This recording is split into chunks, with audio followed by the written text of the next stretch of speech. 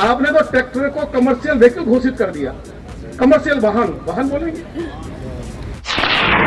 कि इसके ऊपर मेरी सरकार 100 करोड़ रुपया खर्च कर रही है। वो जमीन ट्रांसफर नहीं हो रही है। अरविंद केजरीवाल, आपकी सरकार ने जो ये फैसला लिया है, आप इसको वापस लें और यदि किसान की मृत्यु हो गई है तो उसकी जो जमीन है जो भी उस किया जाए, ये मांग भी हम अरविंद केजरीवाल की सरकार से करने के लिए आए हैं।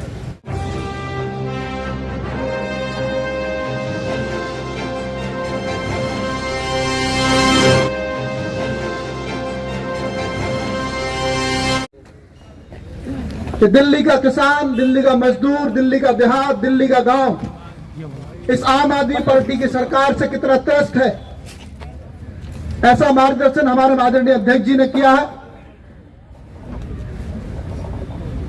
विधानसभा में दिल्ली की सरकार की ईंट से ईंट बजाने वाले,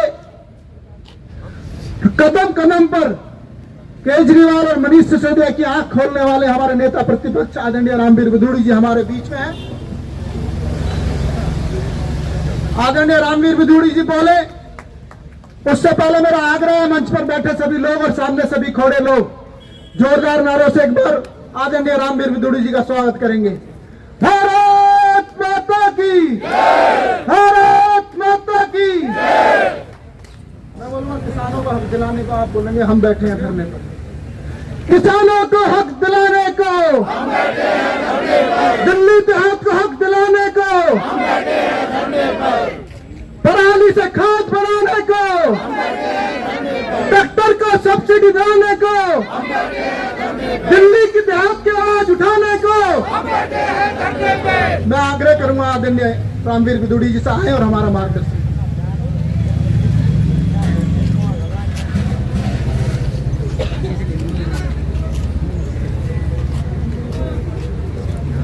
दिल्ली प्रदेश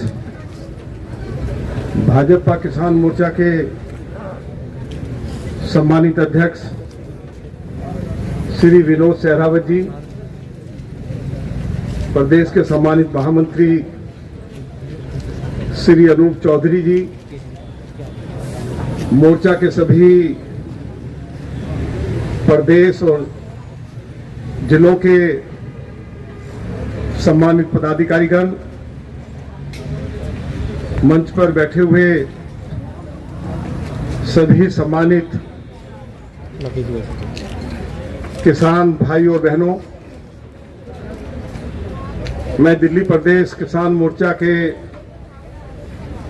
सम्मानित अध्यक्ष श्री विनोद सहरावत जी को दिल्ली के सभी भाजपा विधायकों की ओर से,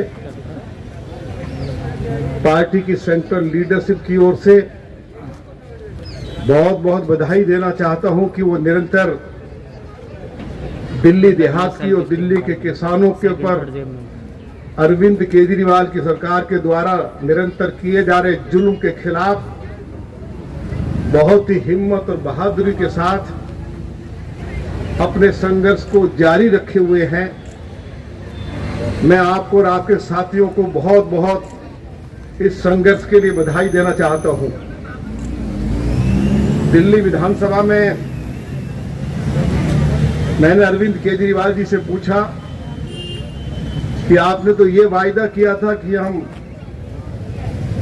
दिल्ली के गांवों में स्कूल खोलेंगे, कॉलेज खोलेंगे, हॉस्पिटल खोलेंगे, लेकिन आपने तो गांव-गांव में शराब के ठेके खोलने शुरू कर दिए हैं।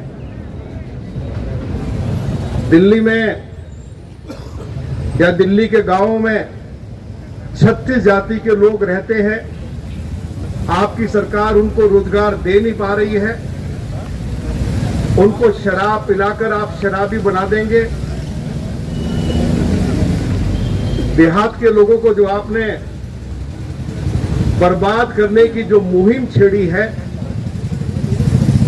और उसके पक्ष में अरविंद केजरीवाल की सरकार का ये कहना कि ये शराब के ठेके इसलिए खोले जा रहे हैं कि दिल्ली के युवाओं को और महिलाओं को आसानी से शराब सुलभ हो सकेगी।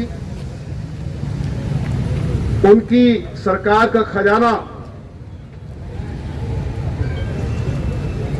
भर जाएगा और हम दिल्ली के लोगों को जो है शराब पीने के तरीके सिखाएंगे। दिल्ली के अंदर 5 ऐसे स्कूल खोलेंगे जहां शराब पीनी सिखाई जाएगी। हमने कहा कि आपने तो ये कहा था कि उनकी सरकार आएगी तो दिल्ली में 25 कॉलेज खोले जाएंगे, 500 सीनियर सेकेंडरी स्कूल खोले जाएंगे। आप एक भी कॉलेज नहीं खोल पाए, एक भी नया स्कूल नहीं खोल पाए। लेकिन आज शराब के ठेके गांव में खोल रहे हैं और शराब पीने की टेक्निक आप स्कूल खोलकर बताएंगे। मैं इसकी कड़ी निंदा करता हूं। अरविंद केजरीवाल ने यह घोषणा भी बहुत जोर शोर से की कि हमने दिल्ली में पराली से खाद बनानी शुरू कर दी है। और दिल्ली विधानसभा में जब मैंने सवाल पूछा कि पराली से क्या खाद बनाई जा रही है और यदि खाद बनाई जा रही है तो उसके ऊपर कितनी धनराशि खर्च हुई है, यहां मीडिया के लोग भी हैं, मेरी बात को जरूर रिकॉर्ड करें। और मैं क्योंकि लीडर ऑफ अपोजिशन हूं, कॉन्स्टिट्यूशनल पोस्ट पे बैठा हुआ हूं, बहुत जिम्मेवारी के साथ बात कर रहा हूं। दुनिया में ऐसा कोई उदाहरण नहीं मिल सकता कि अरविंद केजरीवाल की सरकार जवाब दे रही है कि हमने पराली से खाद बनाने के लिए 1.5 लाख रुपए की दवाई खरीदी। क्या बोलते हैं इसको? डिकम्पोजर। और 22.5 करोड़ रुपया प्रचार पर खर्च किया। 22.5 करोड़ रुपया। दिल्ली देहात के सभी सम्मानित हमारे किसान बुजुर्ग और हमारे भाई मंच पर बैठे हुए हैं। मैंने विधानसभा के अंदर कहा कि अरविंद केजरीवाल कहीं पराली से 1/6 खाद बनी हो तो रामवीर सिंह विधूड़ी लीडर ऑफ अपोजिशन के पद से इस्तीफा देकर अपने घर चला जाएगा। अगर ये 22.5 करोड़ रुपया आपने गांव के विकास के ऊपर खर्च कर दिया होता तो मुझे बहुत खुशी होती है। लोगों के टैक्स का पैसा है, आप इसको प्रचार में लुटा रहे हैं। पूरे हिंदुस्तान में ये प्रचार कर रहे हैं कि हमने दिल्ली में पराली से खाद बना दी, हमने कमाल कर दिया।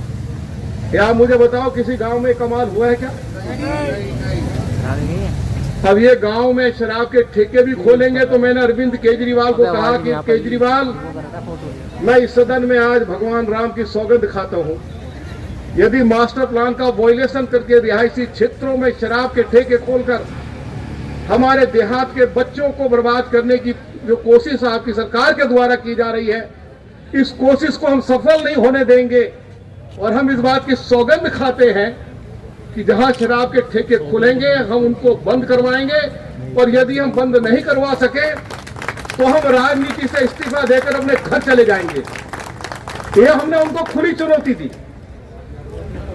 आखिर क्या हो रहा है देहात के साथ? देश को आजादी मिली, आजादी से पहले इस देश को मोहम्मद गोरी ने भी लूटा, गजनी ने भी लूटा, अहमद शाह अब्दाली ने भी लूटा, तैमूर लंग ने भी लूटा और नादिर शाह ने भी लूटा, और उसके बाद अंग्रेज ने भी लूटा। और जब देश आजाद हो गया तो फिर कांग्रेस की सरकार ने भी दिल्ली के किसानों को लूटा। यदि उनकी जमीन एक्वायर की गई तो 30 पैसे गज के हिसाब से जमीन एक्वायर करके पूरी तरह से दिल्ली के किसान को बर्बाद कर दिया। श्री साहिब सिंह वर्मा जी जब मुख्यमंत्री बने, उनके मुख्यमंत्री बनने से पहले किसान की जमीन 60,000 रुपए प्रति एकड़ के हिसाब से एक्वायर की जाती थी। उन्होंने वो मुआवजा राशि बढ़ाकर 54 लाख रुपए एकड़ की। उसके बाद उस मुआवजा राशि में कोई बढ़ोतरी नहीं हुई। किसान की जमीन यदि एक्वायर होती थी तो डॉक्टर साहिब सिंह वर्मा के समय में किसान को 250 गज से लेकर 400 गज तक दिल्ली की किसी पोस्ट कॉलोनी में ऑल्टरनेटिव रेजिडेंशियल प्लॉट मिलता था सस्ते रेट पर। और यदि उस किसान उस प्लॉट को बेचना चाहे तो 6-7 करोड़ रुपया मुनाफा लेकर वो बेच सकता था, अरविंद केजरीवाल ने उसको भी बंद कर दिया। क्या ये हमारे साथ इंसाफ हुआ है क्या? ऑल्टरनेटिव रेजिडेंशियल प्लॉट बंद कर दिया। किसान का जमीन एक्वायर होगी तो मुआवजा राशि 7 साल में एक पाई पैसा बढ़ाया नहीं। और अभी ताजा उदाहरण दे रहा हूं मैं आपको, फरीदाबाद और गुड़गांव में जो किसान की जमीन एक्वायर की गई है नेशनल हाईवे के लिए, तो 8 करोड़ रुपए प्रति एकड़ से लेकर 12 करोड़ प्रति एकड़ के हिसाब से किसान को मुआवजा दिया है। यहां नई दिल्ली में ये बिल्कुल क्या है, आपका निजामुद्दीन के पास नगली गांव है, ये जो 12 पुला जो फ्लाईओवर है उसका 3rd फेज का काम शुरू हो रहा है। लगभग 8 एकड़ जमीन अरविंद केजरीवाल की सरकार ने हाल ही में एक्वायर की है और 17 लाख रुपए प्रति एकड़ के हिसाब से मुआवजा दिया जा रहा है। बताइए, क्या ये हमको स्वीकार करना चाहिए? क्या इससे बड़ी बदमाशी या इससे बड़ा पाप इस धरती पर हो सकता है क्या? तो हमने कहा कि हम इसके खिलाफ भी लड़ाई को लड़ेंगे। आज किसान को उसकी जमीन को कौड़ियों के दाम पर लूटा जा रहा है।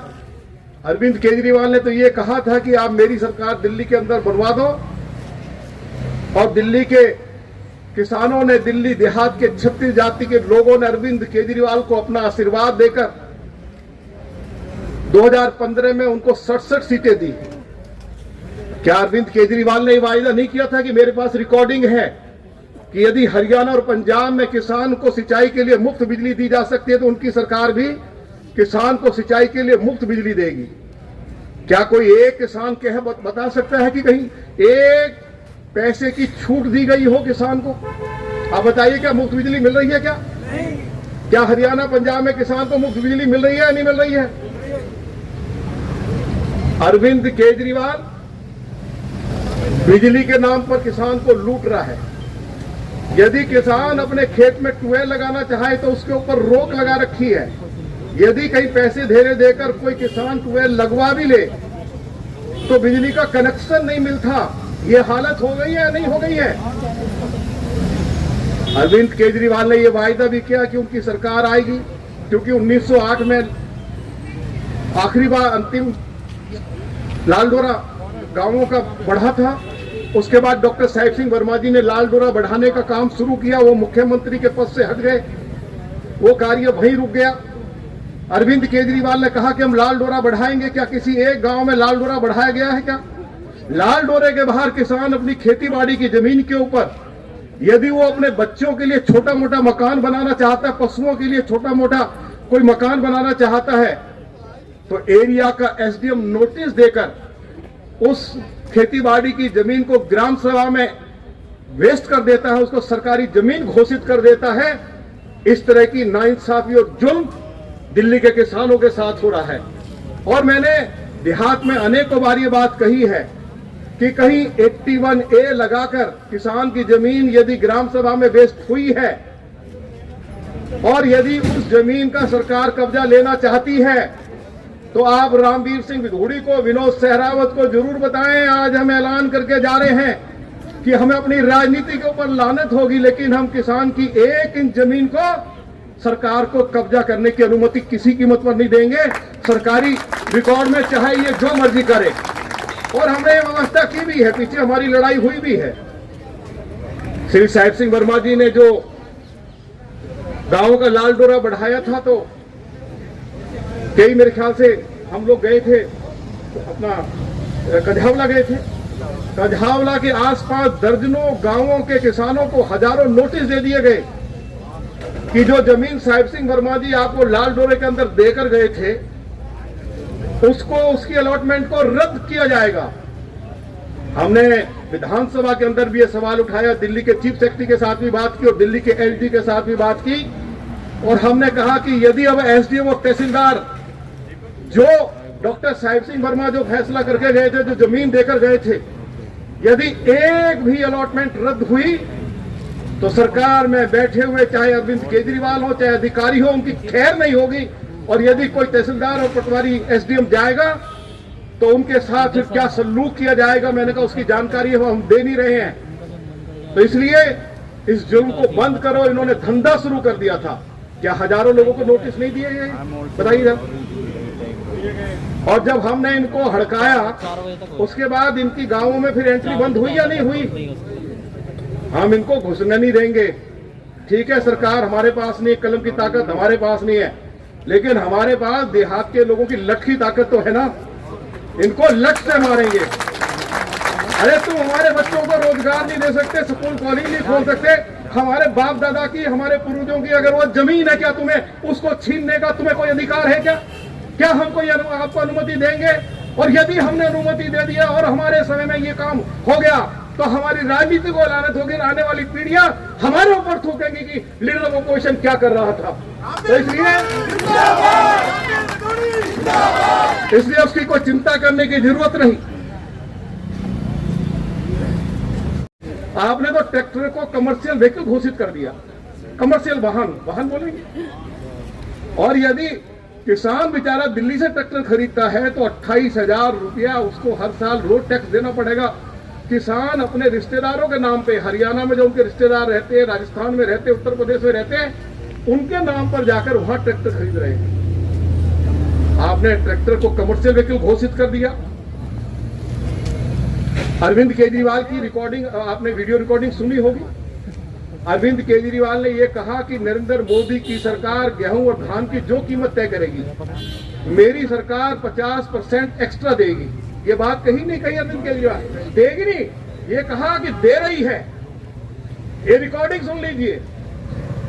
और ये भी कहा कि इसके ऊपर मेरी सरकार 100 करोड़ रुपया खर्च कर रही है। आज हम अरविंद केजरीवाल से पूछना चाहते हैं कि किसी एक गांव में आपने एक किसान को भी, अब 2,000 रुपए प्रति क्विंटल के हिसाब से सरकार गेहूं खरीदती है, तो 3,000 रुपए प्रति 1,000 रुपया क्विंटल के हिसाब से किसानों को मिलना चाहिए नहीं मिलना चाहिए? तो अरविंद केजरीवाल, जब आप ये कह रहे हो कि मेरी सरकार दे रही है, किसान को वो पैसा मिला नहीं है, तो हम तेरे दरवाजे के बाहर तेरी छाती पर तब तक बैठेंगे जब तक जो घोषणा ही नहीं कही। आपने कहा हम दे रहे हैं, वो पैसा कहां चला गया, वो किसकी जेब में चला गया, उसका हिसाब भी आज हम तेरे से मांगने के लिए आए हैं। ये भी देना पड़ेगा। हैरानी की बात है, इन्होंने कहा कि मैं सत्ता में आऊंगा, दिल्ली लैंड रिफॉर्म एक्ट की धारा 81A 33 को समाप्त कर दूंगा। आज तक 8133 समाप्त नहीं हुई।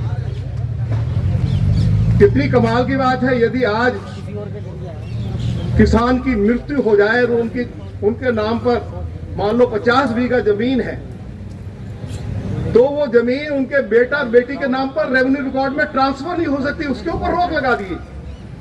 क्या इस तरह का जुल्म आपने पूरे हिंदुस्तान में किसी राज्य में कोई ऐसा उदाहरण आप दे सकते हैं? मुझे आप बताओ, सारे किसान यहां बैठे हुए जिम्मेवार।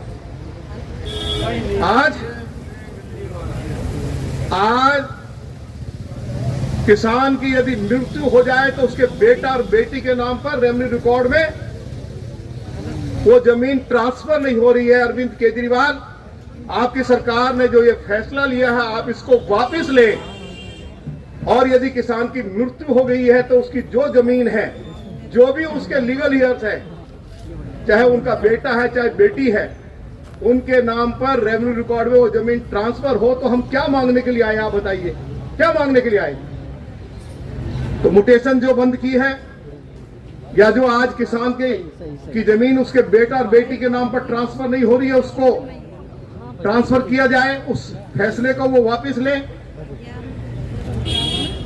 मैंने अल्टरनेटिव रेजिडेंशियल प्लॉट की बात आपको बताई, क्योंकि जिन किसानों की जमीन एक्वायर नहीं हुई है उनको शायद जानकारी नहीं होगी। पहले किसान की जमीन जब एक्वायर होती थी, यदि 10 बीघा से ज्यादा जमीन है उसकी जो एक्वायर हुई है, तो 400 गज का प्लॉट मिलता था, 400 गज का प्लॉट, अल्टरनेटिव रेजिडेंशियल प्लॉट। और 10 बीघा से कम जमीन एक्वायर हुई है तो 250 गज का प्लॉट मिलता था।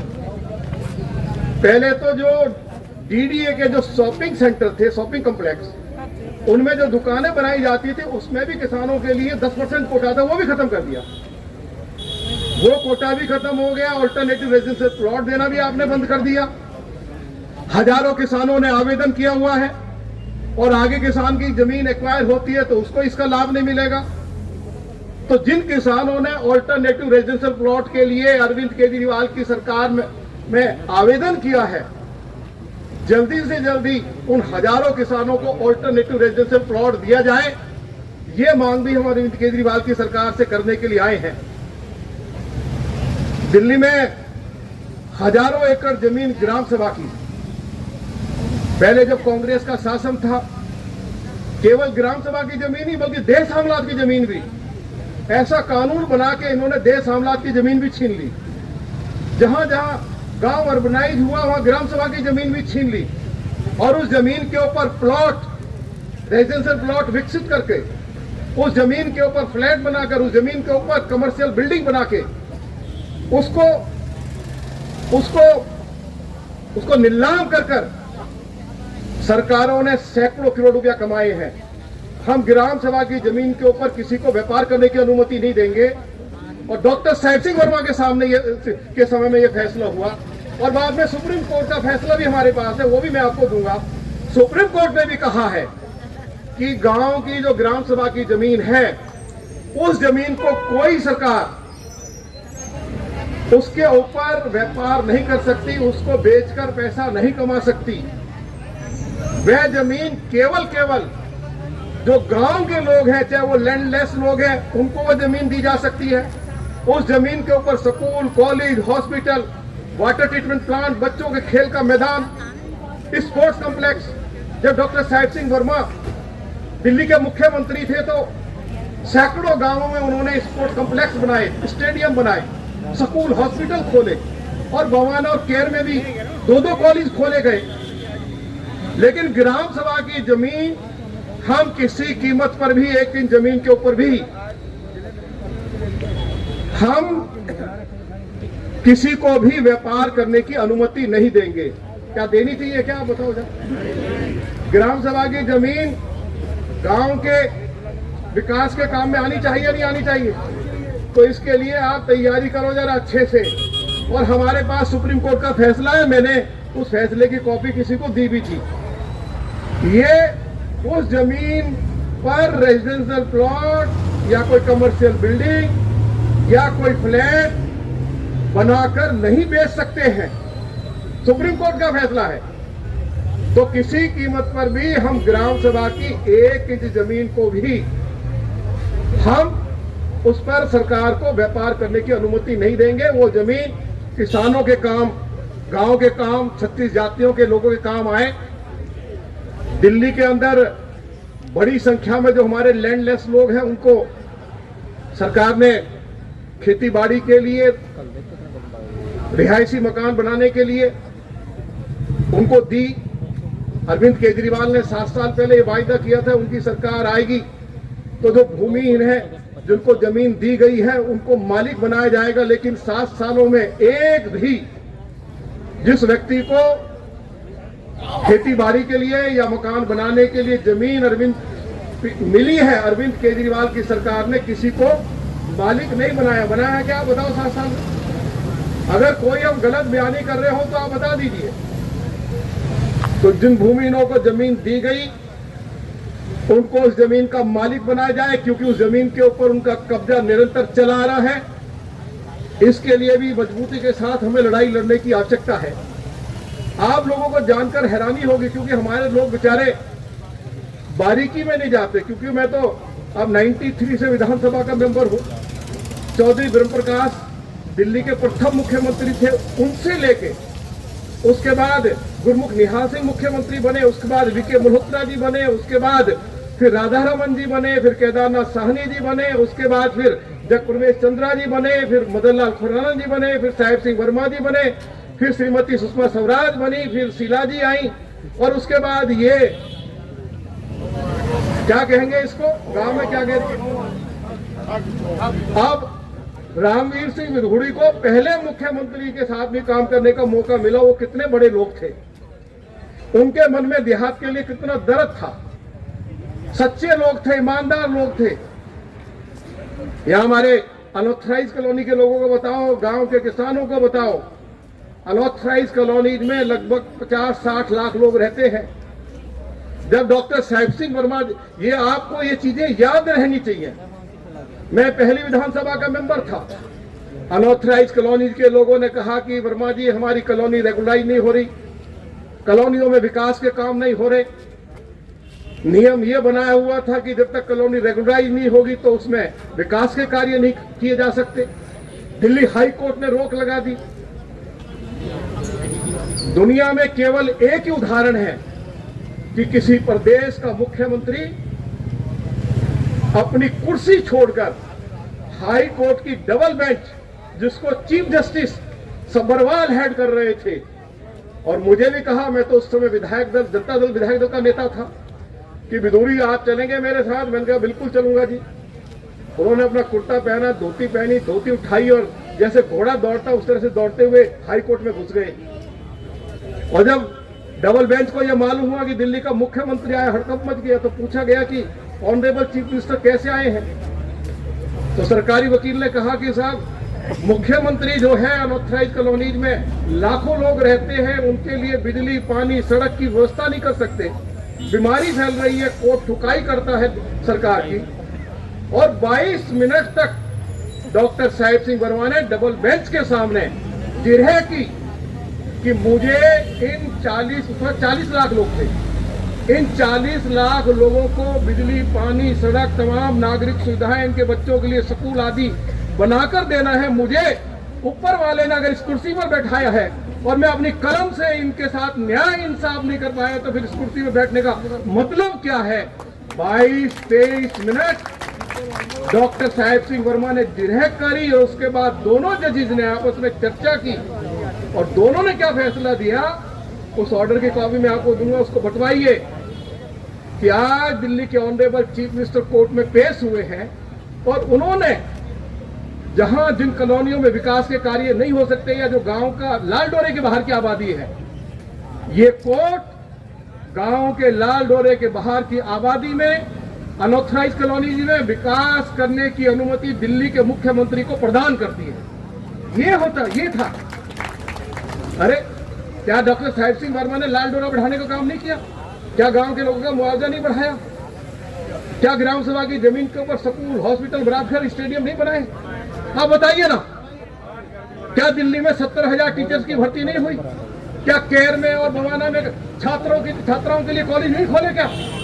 लेकिन आज बताओ कि आज अरविंद केजरीवाल ने आखिर क्या हमको 7 सालों में दिया है, हम उसके ऊपर ईमानदारी से चर्चा करना चाहते हैं। और जब मैं विधानसभा में चर्चा शुरू करता हूं तो इनके पास जवाब नहीं होता है। कई बार ये मुझे डिस्टर्ब करने की कोशिश करते हैं, तो मैंने इनको कहा है कि अंदर आप मुझे डिस्टर्ब करोगे तो बाहर में आपको इतना डिस्टर्ब कर दूंगा कि आप मुश्किल में आ जाओगे। मैंने कहा मैं कोई, मेरा राजनीति में 52 साल की राजनीति है, मैं बहुत सभ्य व्यक्ति हूं। अगर कोई मेरे साथ जोर जबरदस्ती, गुंडागर्दी, बदमाशी या मेरी आवाज को बंद करने का प्रयास करेगा, इस हाउस में तुम कर सकते हो, तुम्हारे पास मेजोरिटी है, लेकिन बाहर निकलोगे तो बहुत मुश्किल हो जाएगी तुम्हारे लिए। तो कहा इनको मैंने, राजी मैं कह रहा हूं, हाउस में चर्चा नहीं करने देते, चर्चा हो जाए तो उसका जवाब नहीं देते।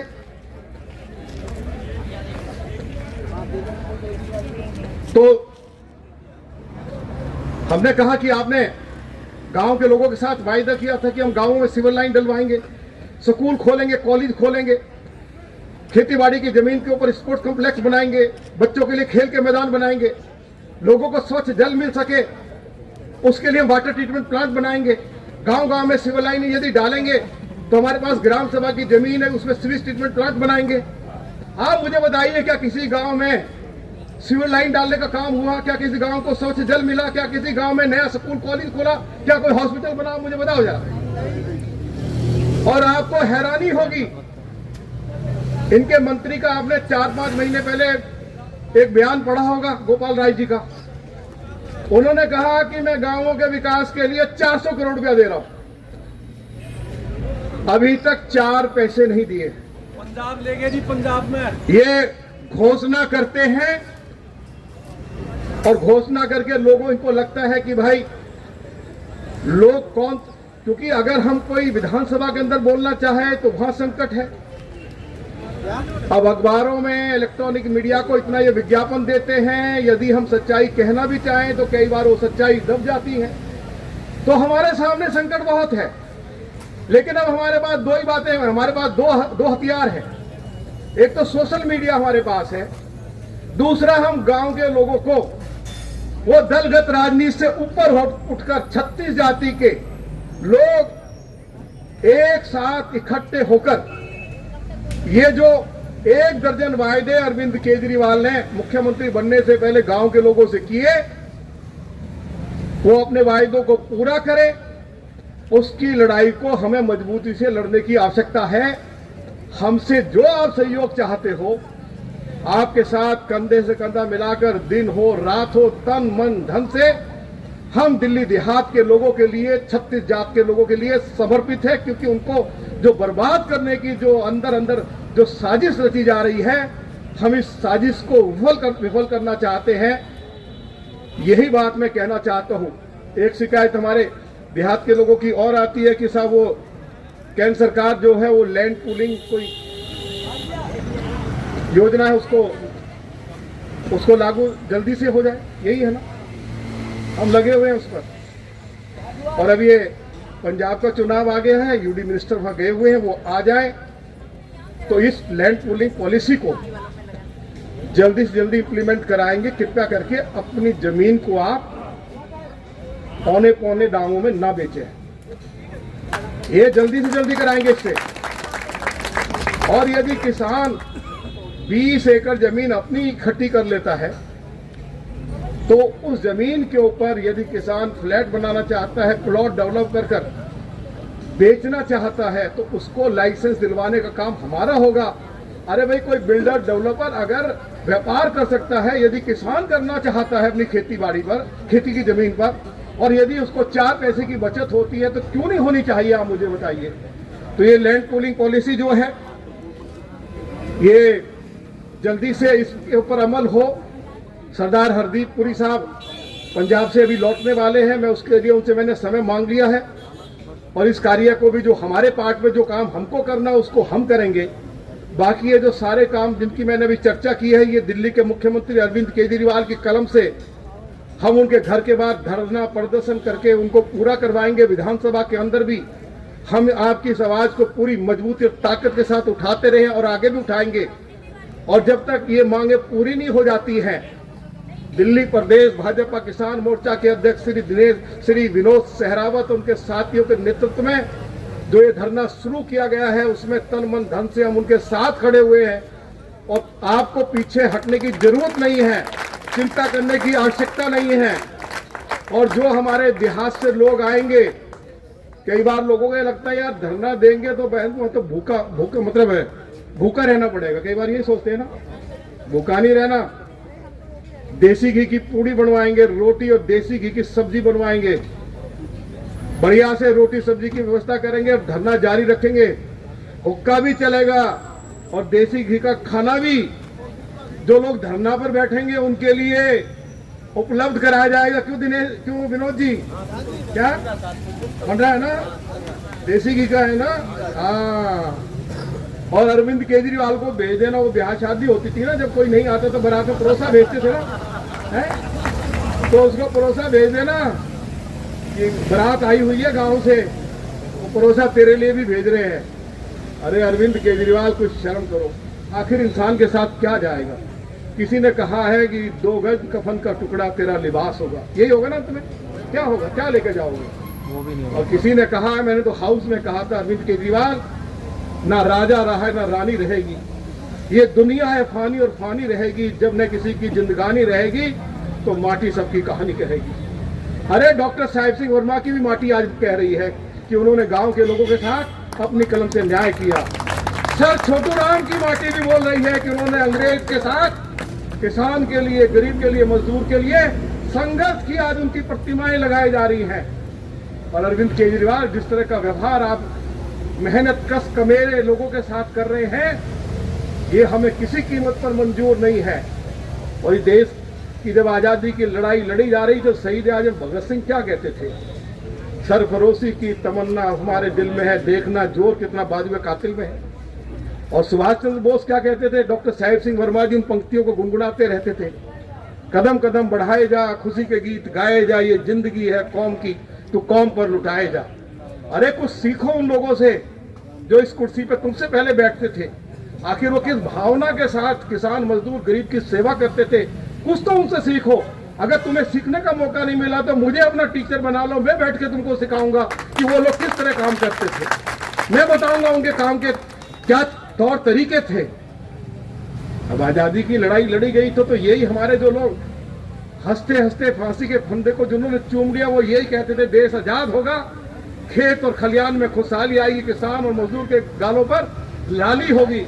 लेकिन आज लाली नहीं दिखाई दे रही, आज आंसू दिखाई दे रहे हैं। अरविंद केजरीवाल, थोड़ी भी आपको शर्म है, थोड़ी भी अगर आपको कहीं लोक लाज है, तो आप कृपया करके ये जो देहात के किसान मजदूर आज आपके घर के बाहर धरना पर बैठे हुए हैं, आप अपना घर छोड़कर, अपना दफ्तर छोड़कर इनके बीच में आकर इनसे चर्चा कर इनकी तमाम समस्याओं का समाधान करो। ये आपसे हम अपील करते हैं। और यदि नहीं आप करेंगे तो हम आपकी ईंट से ईंट आज भी बजाएंगे, कल भी बजाएंगे।